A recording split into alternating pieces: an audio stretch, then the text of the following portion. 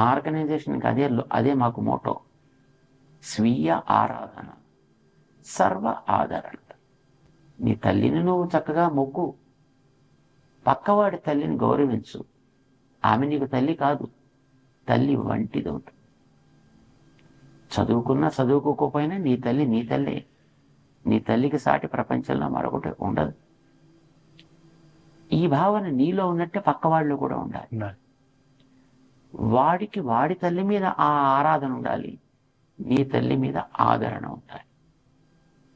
అంతే తప్ప నీ తల్లి బాగాలేదు కనుక ఒరే నా తల్లి దగ్గరికి వచ్చేయి అని వాడు అనుకోడు.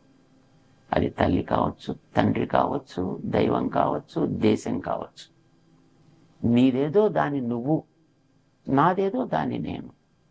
ఇద్దరం కలిసి ఉండాలంటే ఇద్దరం కలిసి సమాజాన్ని గౌరవిద్దాం. ఇది ఒక ఆలోచన, ఇది ఉండాల్సింది. మన భారతీయమైనటువంటి గ్రంథాలన్నీ ఇవే మనకి నేర్పాయి. మన జాతికి అదే జీవనాడి. కానీ అది మిగతా వాటిలో లేదు, దురదృష్టం కొద్దీ. అందుకోసం మనం వాటిని గురించి ఆలోచించాల్సి వస్తుంది.